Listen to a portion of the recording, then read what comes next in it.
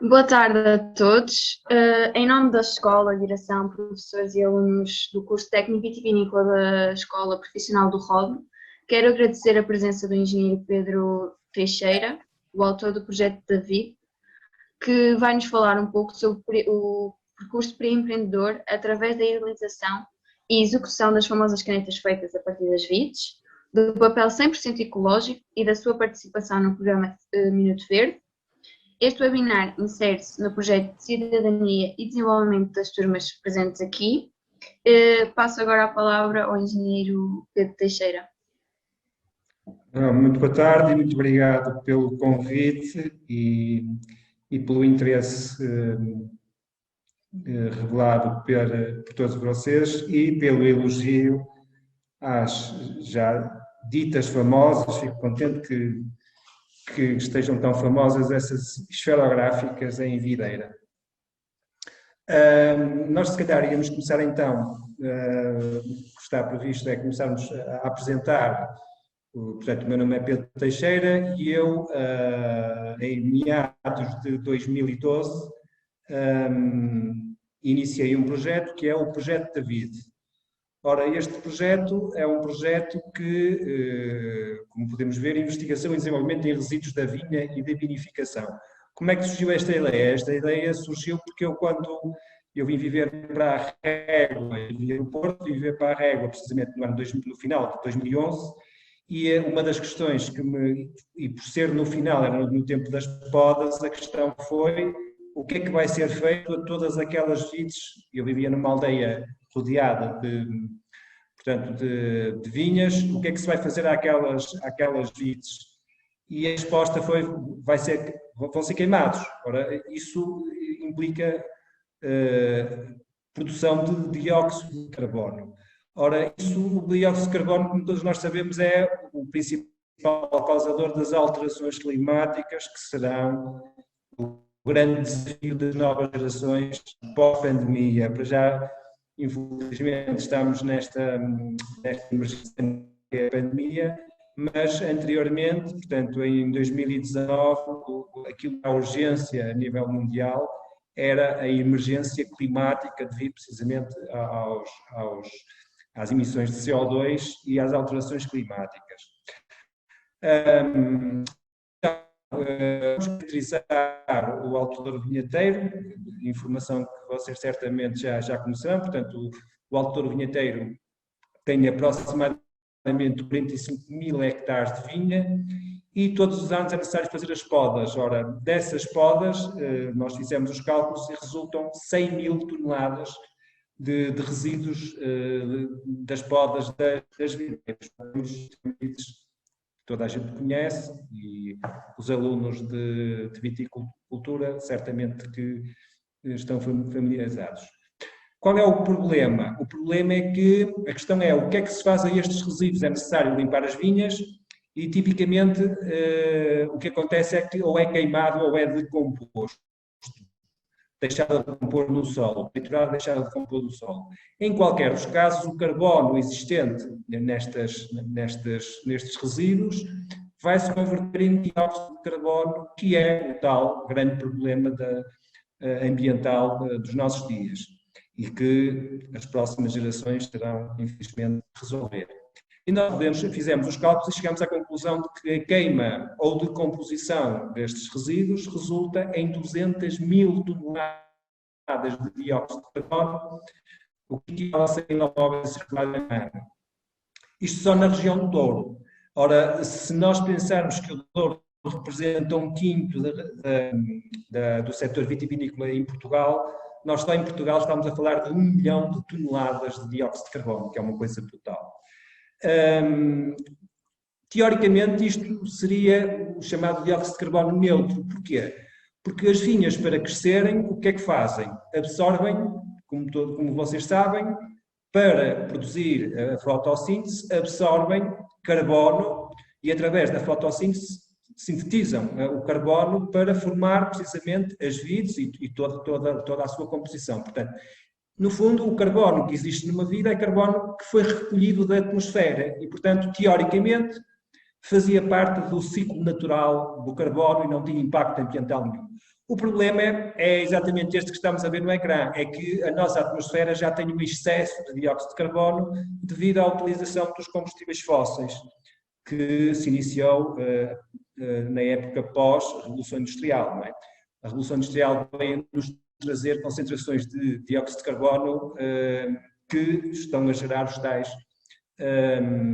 o tal efeito, a tal crise climática. Portanto, ou seja, o que nós temos, podemos ver no próximo slide, que a agricultura,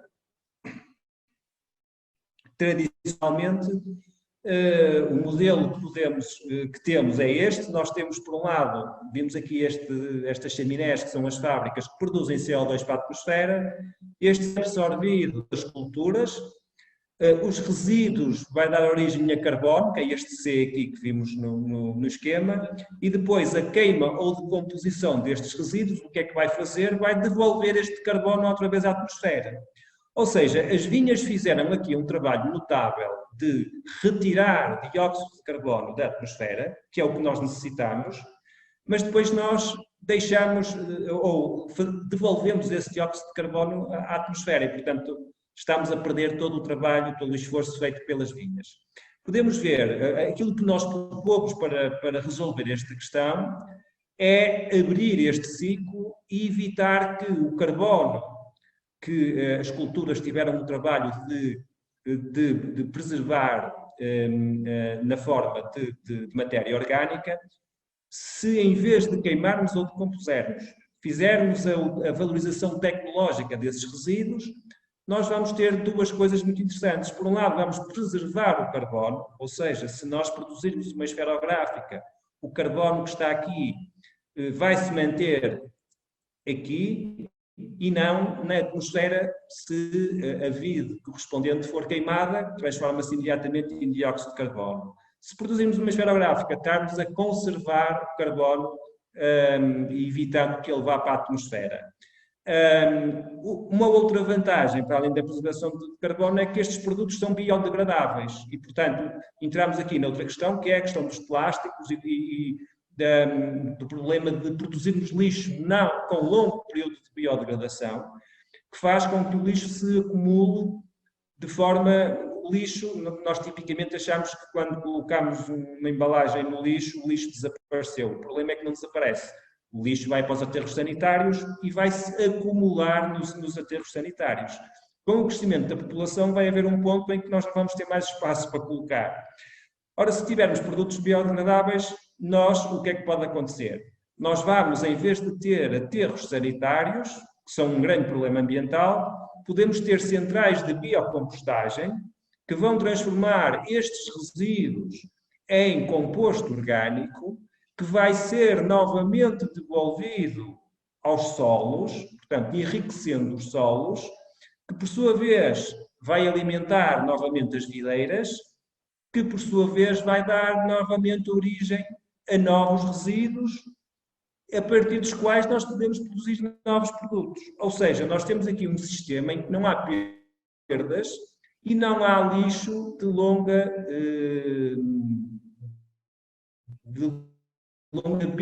biodegradação. Não temos acumulação de lixo e, portanto, um dos grandes problemas, por exemplo, dos plásticos, é que os países, por exemplo, mais desenvolvidos, estão a vender resíduos de plástico a países mais pobres, supostamente para reciclarem, mas aquilo que eles fazem é deitam ao mar e recebem o dinheiro. E depois o que nós temos é oceanos carregados de lixo, plástico, tudo e mais alguma coisa. Agora nós especificamos ali um aspecto que é a valorização tecnológica, mas o que é que nós vamos fazer? Nós não podemos pegar nas vides e metê-las num frigorífico só para manter o carbono, não é? A ideia é precisamente nós, o que é que podemos fazer com estes resíduos? E temos aqui vários exemplos, temos o papel 100% ecológico, tintas biodinâmicas, múltiplos biocompósitos, a partir dos quais podemos, por exemplo, produzir mobiliário, produção de energia elétrica usando biocompósitos especiais, podemos produzir artesanato local, entre centenas de outras coisas. Podemos ver agora a seguir mais um exemplo de utilização. Temos as tais esferográficas que já que já falámos. Vamos ver agora um exemplo do papel, que é um papel 100% ecológico, na medida em que nós não usamos qualquer tipo de químicos. Portanto, desenvolvemos um processo 100% natural em que utilizamos as fibras da videira para produzir papel. Podemos ver agora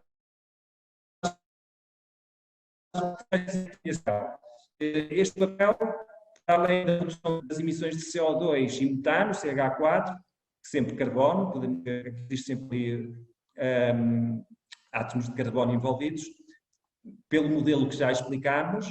Para além disso, vai evitar o abate de árvores e a destruição de habitats, ou seja, nós sabemos que a produção de papeleira é a partir de pinheiro ou eucaliptos, entre outras árvores, e que normalmente nas florestas onde nascem estas árvores, onde se desenvolvem, existem habitats que são destruídos quando se cortam essas árvores. E a outra vantagem é que não usa qualquer tipo de químicos, portanto é um produto 100% natural. E depois várias cartões de visita, podemos ver a seguir, cartões de visita, postais, um outro exemplo de um outro problema, que falei há pouco na produção de energia elétrica. As pilhas e baterias são um grande problema também ambiental, dado o seu potencial contaminador do ponto de vista químico, para os solos, para os lençóis freáticos, para os rios, para os oceanos. E, normalmente, nós vamos dar aqui um exemplo que é um telecomando. O telecomando normalmente é em plástico e aquilo que nós conseguimos desenvolver é um telecomando em que a caixa é feita em videira, não, portanto, nos tais biocompósitos de videira e, portanto, estamos já a evitar o plástico, porque a caixa deixa de ser em plástico, e por outro lado estamos a evitar o uso das pilhas, porque as fibras da videira é possível produzir eletricidade a partir das fibras da videira, portanto a caixa serve para os dois efeitos, portanto serve de caixa e serve de produção de energia, portanto temos um telecomando que não usa pilhas. Temos aqui outro exemplo, o Carnaval e o Natal são dois exemplos notáveis de períodos onde nós produzimos imenso plástico nas máscaras, em tudo o que é decorações natalícias. E, por exemplo, temos aqui o exemplo de uma substituição, as pás normalmente são em plástico, nós podemos produzi-las em aglomerados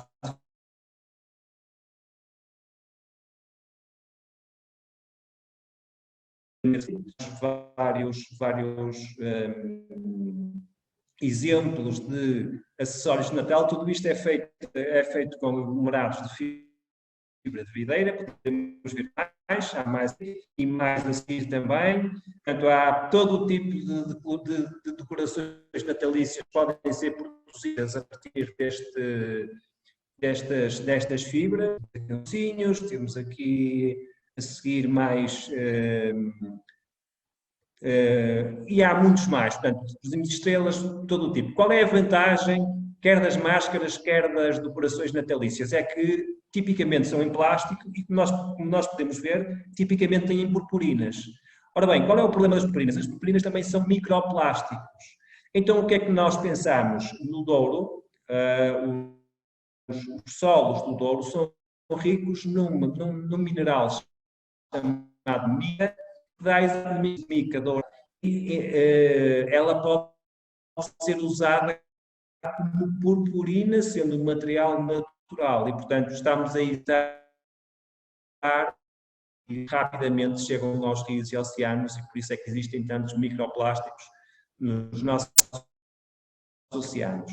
A seguir vamos ver um exemplo mais genérico de um projeto que estávamos para avançar, mas a Covid atrasou-nos um pouco, que é a Eco House do Douro Valley, e que, no fundo, o projeto isto era uma casa em ruína, que nós reconstruímos, ou melhor, estamos no processo de reconstrução, e a ideia é que todos os materiais no interior da casa vão ser feitos a partir de aglomerados de videira. Por exemplo, o pavimento ou o revestimento das paredes podem ser mosaicos feitos em biocompósitos de fibra de videira ou outros resíduos das vinhas.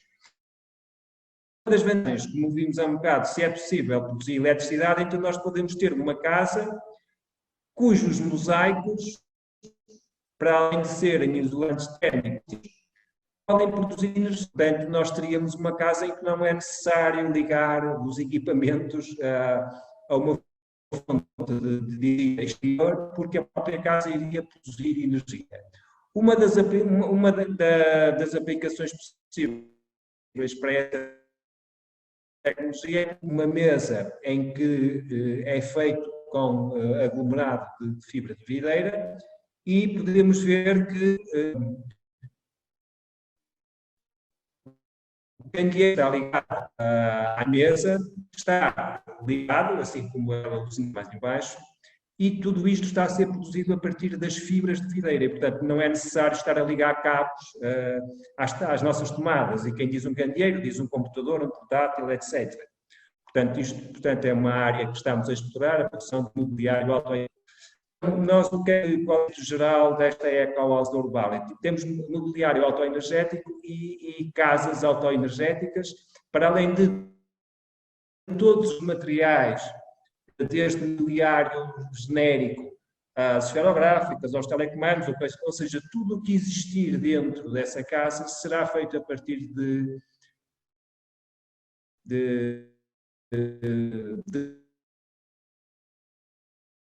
muito obrigado por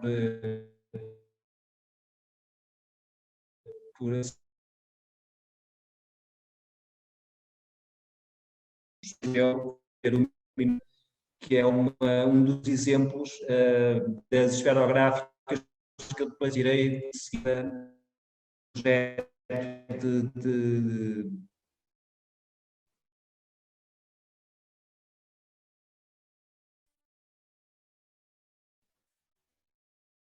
penso que vamos ver um minuto verde, certo?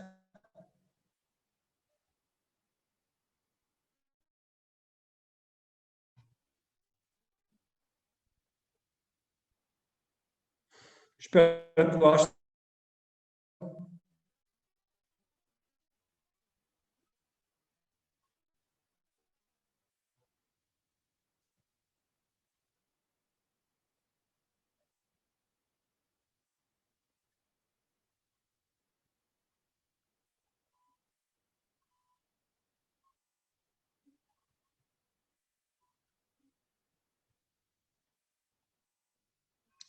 Eu não estou a ouvir o som, não Eu sei se tem penso som. que está sem som o filme.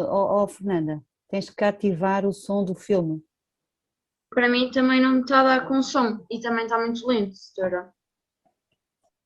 Temos que reiniciar, não sei se ativar alguma coisa, mas não há som do filme. Vamos, depois nós editamos, ok?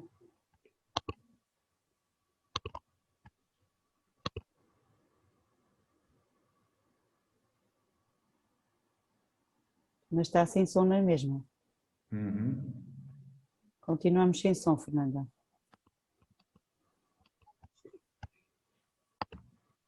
Então, não sei.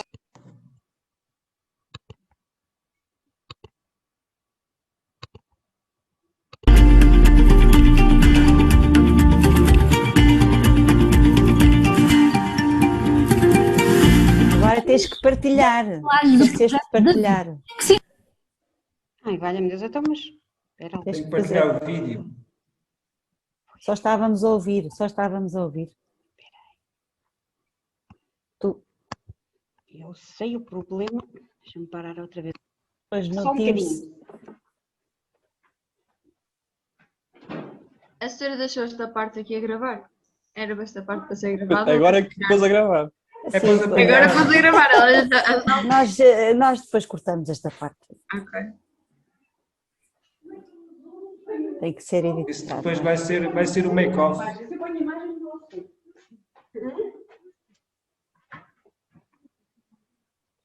Quando partilho, ou aparece só a imagem sem o som, ou aparece só o som sem a imagem.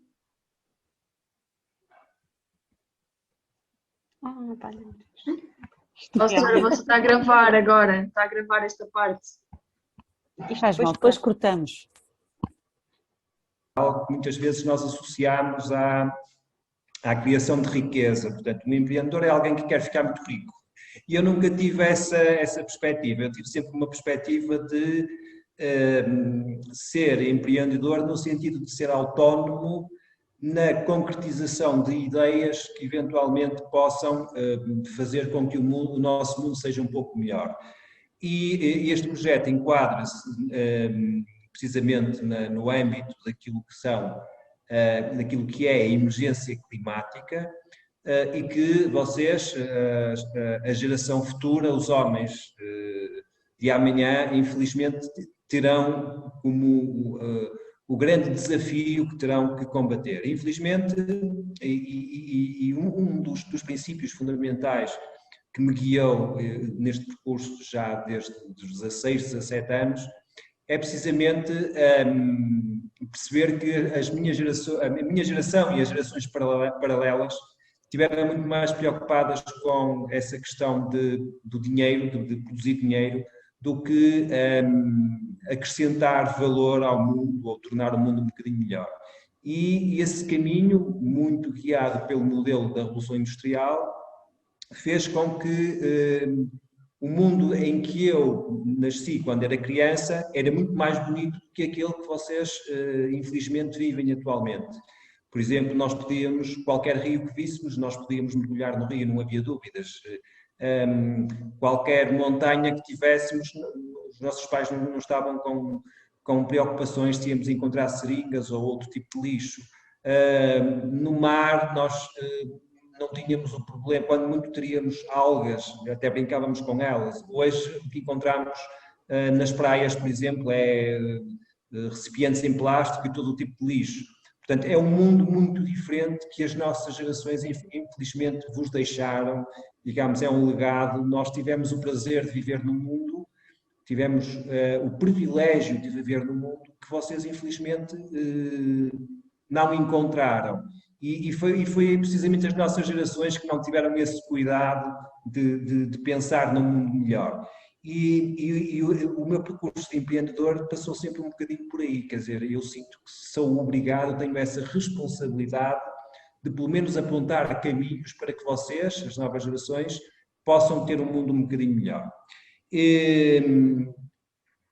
Falando isto em termos de conceito, não é? Agora, falando um pouco daquilo que é o empreendedorismo, mais no sentido económico, ou, se quisermos, o económico não tem necessariamente a ver com ser rico. Nós podemos ter uma empresa e ser ricos, podemos ter uma empresa e ter um salário como outra pessoa qualquer, e podemos ter uma empresa e estar na falência portanto, essa é a grande diferença entre ser-se empresário e ser-se um empregado, vamos chamar assim. Ou seja, nós, quando temos um emprego, temos a garantia de que no final do mês, em princípio, temos o salário no final do mês. Ser-se empresário, há esse fator que é o risco. Nós tanto podemos ficar ricos, como podemos ter apenas um salário como qualquer outra pessoa, como podemos não ganhar rigorosamente nada, apesar de trabalharmos afincadamente de manhã à noite e se calhar mais do que qualquer funcionário. Portanto, o principal fator que distingue um empresário de um funcionário, vamos chamar assim, é o fator risco e depois a preocupação que isso implica. Para começarmos,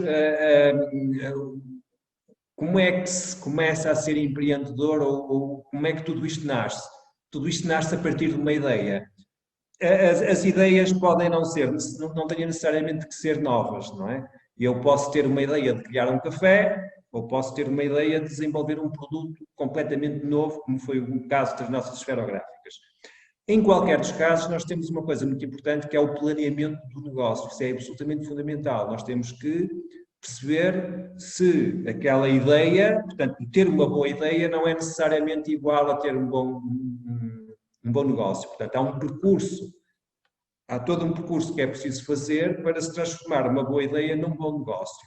E nós vamos começar por dar um exemplo de como é que nós, a partir de um ramo de videira, tivemos uma ideia e depois tentamos transformar num negócio.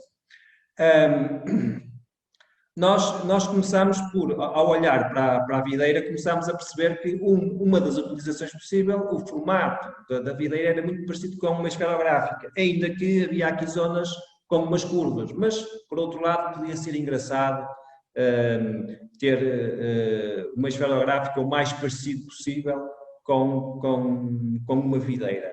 E aqui nós temos que pensar no mercado. Nós, se pensarmos num formato mais convencional, nós podemos estar a pensar que podemos vender isto em papelarias, por exemplo. Se tivermos um formato assim mais parecido com o que é uma videira, nós já vamos pensar num mercado que seja, por exemplo, o turismo. Se calhar o turista quer uma coisa mais parecida com o que seja a videira. Há um aspecto, eu ia começar por um aspecto muito simples e de uma forma muito resumida, que tem a ver com a tal estruturação de negócio. Nós podemos imaginar, ok, um turista, quanto é que um turista poderia pagar por uma esferográfica? Vamos partir do princípio que é 2,5 €. O primeiro raciocínio que temos que fazer é, se um funcionário demorar 1 hora a fazer uma esferográfica, nós sabemos que um salário mínimo dá mais ou menos o equivalente a 4 € à hora. Portanto, se um funcionário conseguir produzir uma esferográfica, nós vamos ter prejuízo, porque nós temos que pagar 4 € ao funcionário e só vamos ganhar 2,5 € pela esferográfica ao vendê-la. Portanto, esse é a partir daqui que se faz a estruturação do negócio, ou seja, então nós temos que ter a capacidade de produzir, em vez de uma, temos que produzir 4 canetas, pelo menos, para poder pagar à pessoa, ou a mim próprio, se for eu a produzir, para poder ter um salário, não é? E depois temos que pensar no tal mercado, porque se nós produzirmos, vamos supor, 40 canetas por dia, nós ao fim de um mês, grosso modo, temos 800 esferográficas. Ora, é preciso vendê-las, não é? Ou seja, o produzir em si não garante que o negócio vá ter sucesso. Portanto, nós temos agora que olhar para os mercados e perceber como é que eu vou conseguir vender 800 esferográficas. É rentável se conseguir vendê-las, mas é necessário trabalhar o mercado. E estando o Projeto David inserido na região do Douro Vinheteiro, que, como vocês sabem, infelizmente agora não, com a Covid, mas anteriormente o Douro tinha um potencial enorme em termos turísticos, então a ideia foi desenvolver uma versão que fosse enquadrável nos produtos vendáveis aos turistas. E como nós no Douro tínhamos milhares de turistas, havia uma boa probabilidade de nós conseguirmos vender as tais 800 canetas por mês.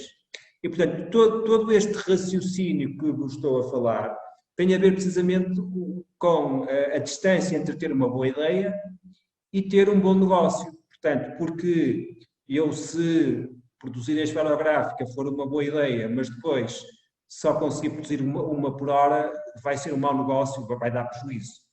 E, portanto, tudo isto enquadra-se numa coisa chamada planeamento de negócio, ou tecnicamente business planning, e que é, digamos, um documento fundamental quando alguém quer criar um negócio, seja um café, seja o que for. No fundo é fazer contas, é perceber que custos é que eu tenho por dia, que clientes que vendas é que posso ter e para isso que clientes é que tenho que ter. E, portanto, no fundo, se eu tenho que vender num café, tenho que vender 50 cafés, então eu tenho de atrair pelo menos 50 clientes, porque senão o negócio não vai ser rentável.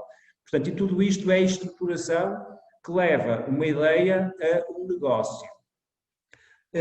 Depois há uma outra coisa que é, mesmo que nós consigamos isso, o negócio não é estável. Aliás, esta questão do coronavírus veio-nos dar um exemplo notável de que, por exemplo, as quintas turísticas no Douro eram negócios altamente rentáveis, mas, entretanto, com a Covid está tudo fechado e, portanto, deixaram de ser.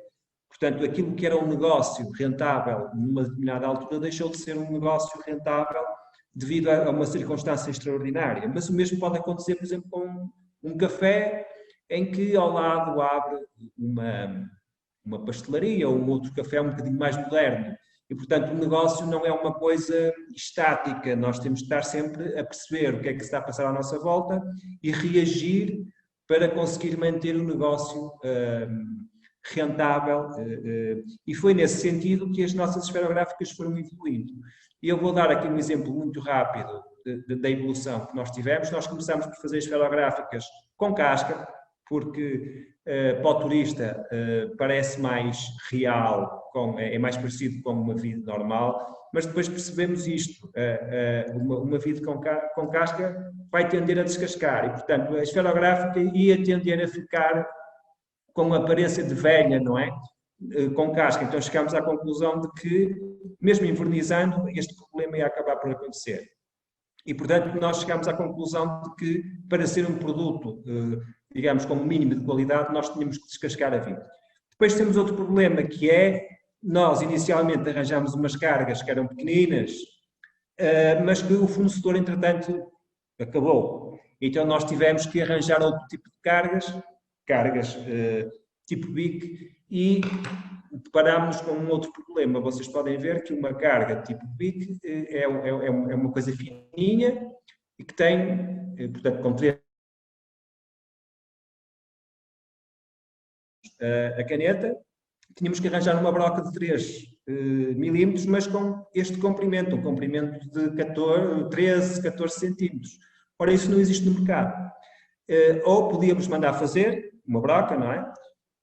Mas isso ia ficar caríssimo e ia, digamos, ter consequências em termos de negócio, não é? Tínhamos que perceber se o investimento que íamos fazer valeria a pena.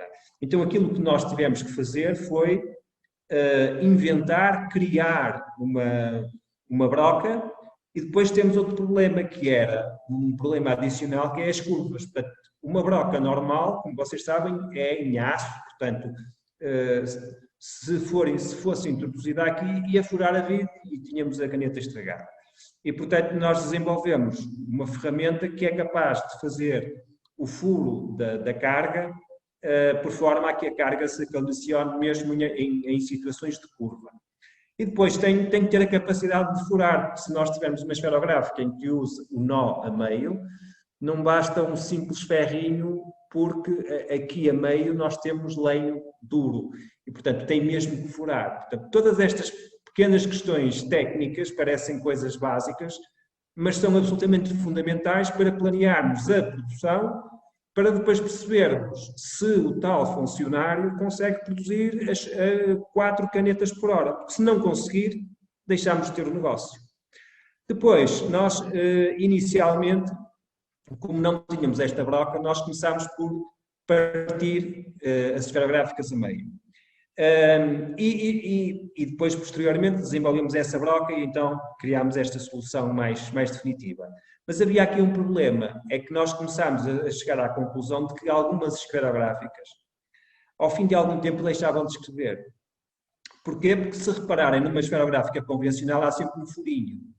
E para que é que serve esse furinho? Isto é física, portanto, se a tinta sai da carga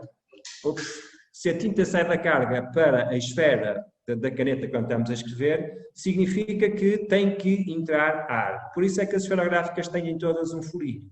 Mas as vides tipicamente não têm furo, não é? Ou nós criávamos aqui um furo que ia dar uma trabalheira e não ia ficar bonito, ou tínhamos que arranjar aqui uma solução, que é o segredo, o grande segredo das nossas esferográficas. Nós desenvolvemos um método tecnológico que orienta os polos da madeira, por forma a que o fluxo de ar natural, mesmo envernizado, seja suficiente para que a caneta escreva até ao fim da carga. Portanto, essa foi uma outra inovação que nós acrescentamos. Depois, a partir daí, nós criámos vários modelos, tivemos que começar a olhar para as vides e perceber que tipo de modelos interessantes é que podíamos criar, estes mais turísticos, e depois estes, se calhar, podem ser turísticos e, se calhar, mais comerciais até.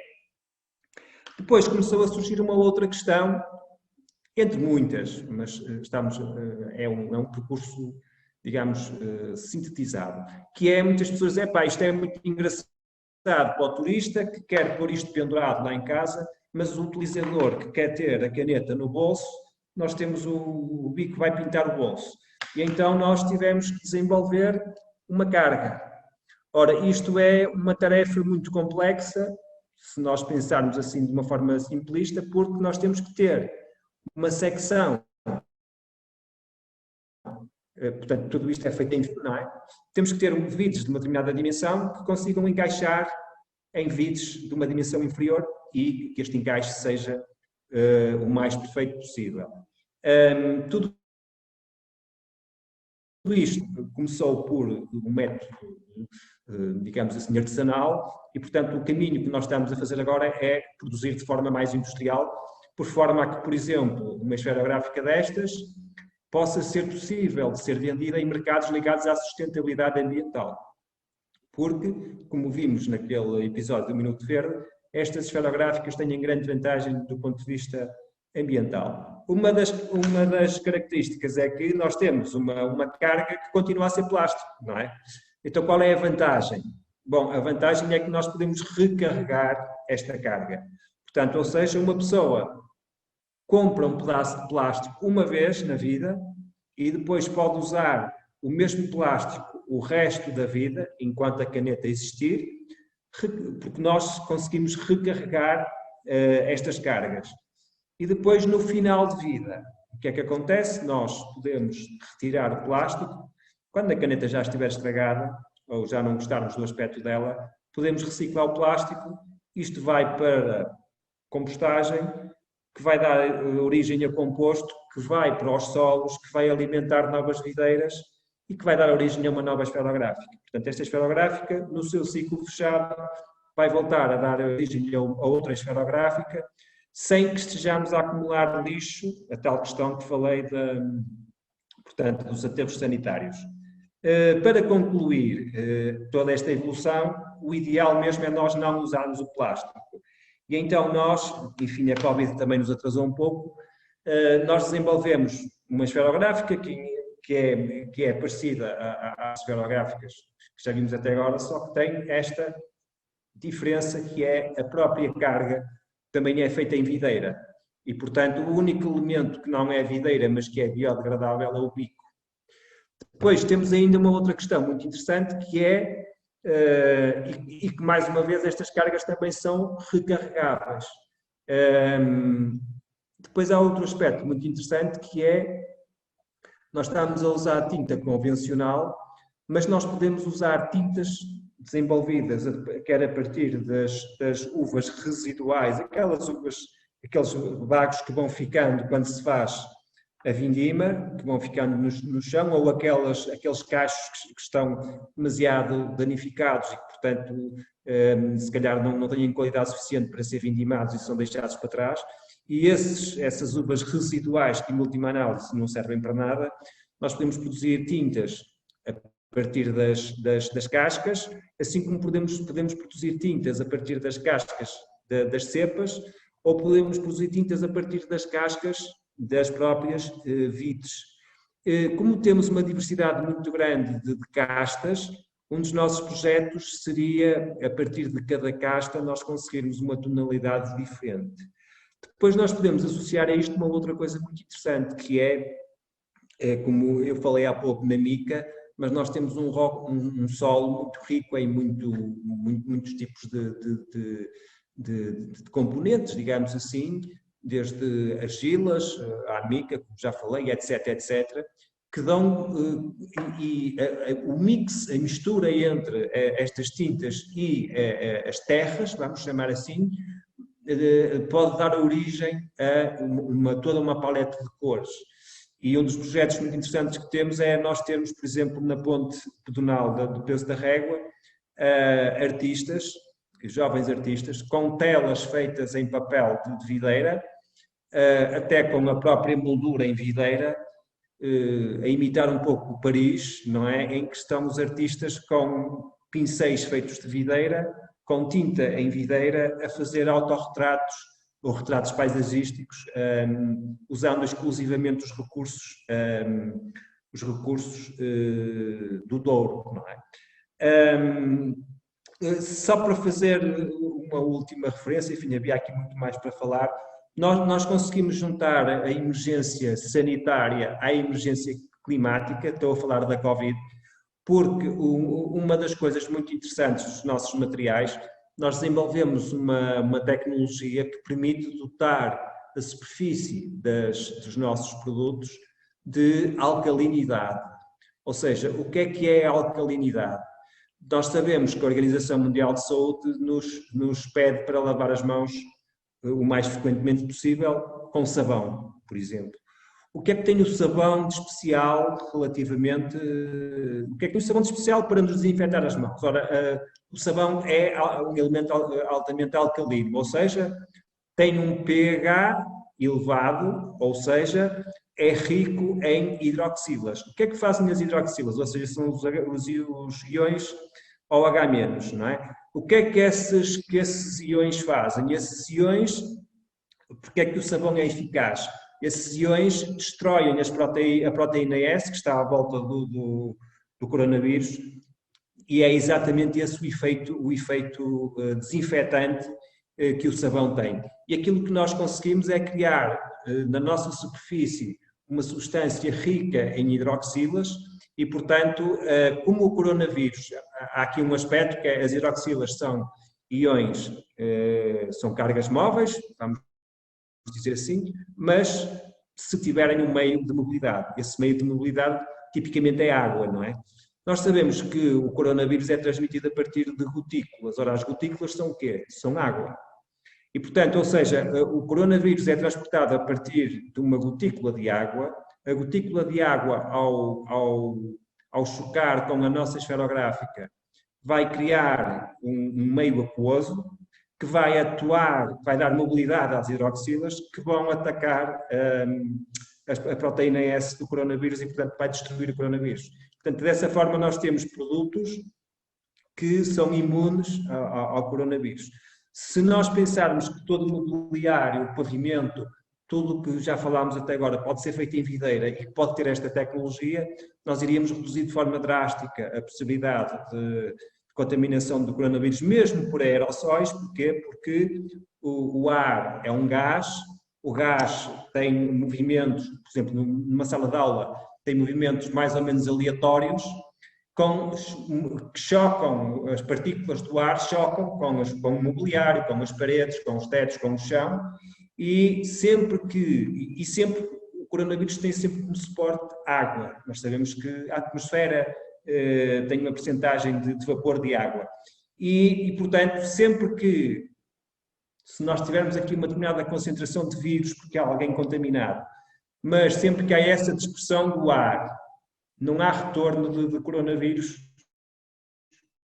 em toda essa dinâmica, porque sempre que uma gotícula toca numa parede, vai eliminar o coronavírus, quando muito nós vamos ter o retorno do vapor, e não do vapor, mas já com o coronavírus desativado, porque as hidroxilas vão anular o coronavírus. Isso era uma estratégia para tornar, por exemplo, uma sala de aulas muito mais imune à transmissão do coronavírus, uma vez que todo o ciclo de ar que se vai fazendo, nomeadamente partículas com coronavírus, ia reduzir de forma significativa, portanto, a exposição de cada aluno, neste caso.